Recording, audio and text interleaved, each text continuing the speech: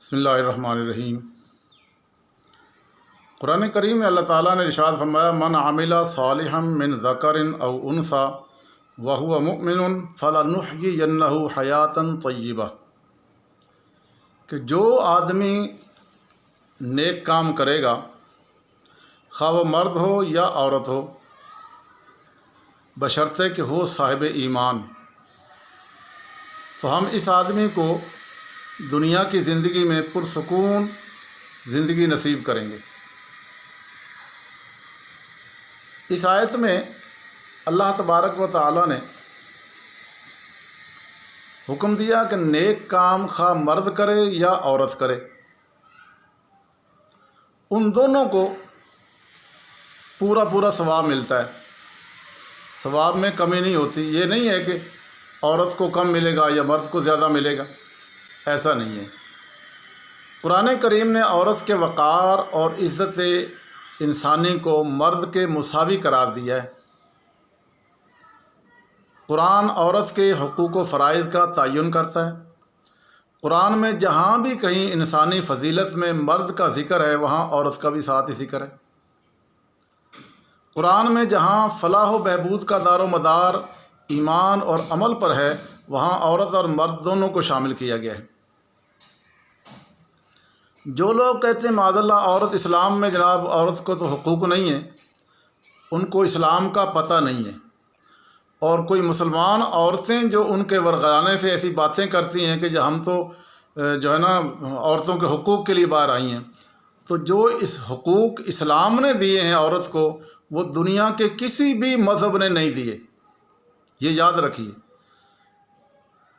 یہ عورتیں جو کہتی ہیں نا کہ ہم مرد کے برابر حکم، بھائی مرد کے برابر تو پہلے بھی ہو تم، صرف مرد اور عورت کا دائرہ کار مختلف ہے، کام دونوں کے مختلف ہیں، باقی حقوق و فرائض ذمہ داریاں دونوں کی برابر ہیں۔ جو اس کو حقوق ہیں وہی عورت کو حقوق ہیں۔ کون کہتا ہے کہ عورت کے حقوق کم ہیں؟ اب اسی آیت کو دیکھ لیجئے، اللہ تعالیٰ کہہ رہے ہیں کہ جو بھی مرد ہو یا عورت وہ نیک کام کرے، ہو ایمان والا، تو ہم دونوں میں سے اس کو بہترین زندگی عطا کر دیں گے، یعنی اس دنیا میں بھی حیاتاً طیبہ پاکیزہ زندگی عطا کریں گے۔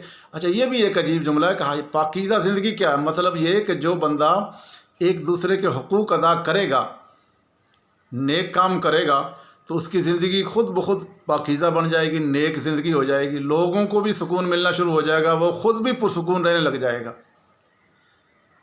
در حقیقت خرابی وہاں ہوتی ہے جب ہم ایک دوسرے کے حقوق ہڑپ کرنا شروع کر دیتے ہیں، ایک دوسرے پر ظلم و زیادتی کرنے لگتے ہیں، تو نتیجتاً پھر ہماری دونوں کی ہی زندگی برباد ہو جاتی ہے۔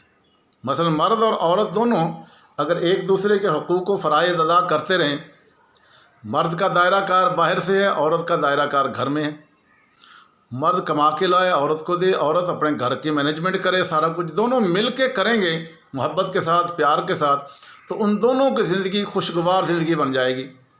ان دونوں میں سے اگر ایک بھی ڈنڈی مارے گا، اپنے دائرے سے باہر نکلے گا، تو یقیناً دوسرے کی بھی زندگی برباد ہوگی اور خود اپنی بھی برباد ہو جائے گی۔ تو قرآن کریم میں صالح اور نیک بننے کی صلاحیت جس طرح مرد کو ہے، اسی طرح عورت کو بھی ہے۔ جس طرح شیطان مرد کو بہکاتا ہے، اسی طرح عورت کو بھی شیطان ورغلاتا ہے اور خراب کر دیتا ہے۔ اس لیے ہمیں چاہیے کہ ہاں، کچھ عورتیں کہتے لو مرد تو باہر جا کے نماز پڑھتے ہیں، یہ کرتے ہیں، وہ کرتے ہیں۔ بھائی عورت کے بغیر مجھے بتاؤ، ایک امام و مسجد ہے نا، امام مسجد ہے، مولوی صاحب ہے، یا کوئی بھی نمازی ہے، اگر عورت کپڑے نہیں دھوئے گی، کپڑے کون دھوتی گھر میں؟ عورت کپڑے دھو کے استری کر کے مرد کو تیار کر کے باہر بھیجتی ہے۔ اب مرد اس سے نماز پڑھ کے آتا ہے، عورت نے بے شک تھوڑی نماز پڑھی ہے، لیکن مرد کی جتنی نمازیں پڑھی جا رہی ہیں وہ ساری نمازوں میں عورت کا حصہ ہے۔ اگر عورت نہیں کرے گی تو نماز اس کی کہاں پڑھے؟ مولوی صاحب ہیں، مولوی صاحب کے کپڑے دھو کے یہ وہ تیاری کر کے مولوی صاحب جا کے جماعت کراتا ہے، لوگوں کو دین کی تعلیم دیتا ہے، وہ جو کچھ کر رہا ہے اس میں ساری میں عورت کا حصہ مفت میں گھر بیٹھے بٹھائے مل گیا۔ بتاؤ عورت کم رہی؟ اگر مرد نے وہ کیا ہے تو عورت اس کے حصے میں آ گئی. عورت اگر کھانا نہ پکائے، رمضان شریف میں عورتیں صبح اٹھتی ہیں، سب سے پہلے کھانا، سحری، افطاری کا ٹائم سارا کچھ کرتی ہیں، مرد روزہ کھولتے ہیں. تو مردوں کے روزے میں عورت کا حصہ، عورت نے جو روزہ رکھا وہ بھی اس کو ثواب مل گیا، اور جو مردوں نے رکھا روزہ اس مرد کے روزے میں بھی زیادہ ثواب. تو بتائیے عورت کم کیسے رہے؟ عورت تو مردوں سے زیادہ کما سکتی ہے، بشرطے کہ اس کو شعور ہو اسلام کا، دین کا. تو اس لیے رمضان میں جتنی عبادات ہوتی ہیں ان سب کے اندر عورت کا سب سے زیادہ حصہ ہے. کہ مرد جتنے روزے رکھاتی ہے، مرد گھر میں جتنے فردوں نے، اب یہاں جھگڑے ہو جاتے ہیں، ہماری پڑھی لکھی بچیاں بیاہ ہو کے شادی یا لو، میں سارے گھر کا کھانا پکاتی رہوں، میں قرآن پڑھنا ہوتا ہے. او اللہ کے بندی، قرآن پڑھنا تو وہ تو پتہ نہیں قبول ہو یا نہ ہو، لیکن تو نے اگر کھانا پکایا، برتن دھوئے، سحری افطاری کا سارا سسٹم پڑھایا، روزوں کو روزہ رکھوایا اور افطار کروایا، تو اس کا سارا ثواب تجھے مل گیا. تیرے قرآن پڑھنے سے پتہ نہیں وہ قبول ہو یا نہ ہو، غلط پڑھے کیا ہو تو ہو یا نہ ہو، لیکن یہ ضرور قبول ہو جائے گا اور اس کا تجھے ضرور بالکل ضرور ثواب ملے گا. پتہ عورت کم کیسے رہے گی؟ پھر عورت ماں باپ کے گھر ہے تو بیٹی کی طرح اس کی عزت ہے، بہن ہے تو بھائی اس کی عزت کرتے ہیں، شادی کے بعد اس کا خامد اس کی عزت کرتا ہے، بچے ہو گئے تو ماں کی طرح اس کے پاؤں کے نیچے جنت اللہ تعالیٰ نے رکھ دی. کتنے حقوق ہیں، کتنی ذمہ داریاں ہیں. اس لیے عورتوں کو ایسی بات نہیں سوچنی چاہیے کہ ہم پیچھے ہیں، نہیں، وہ مردوں کے برابر ہیں.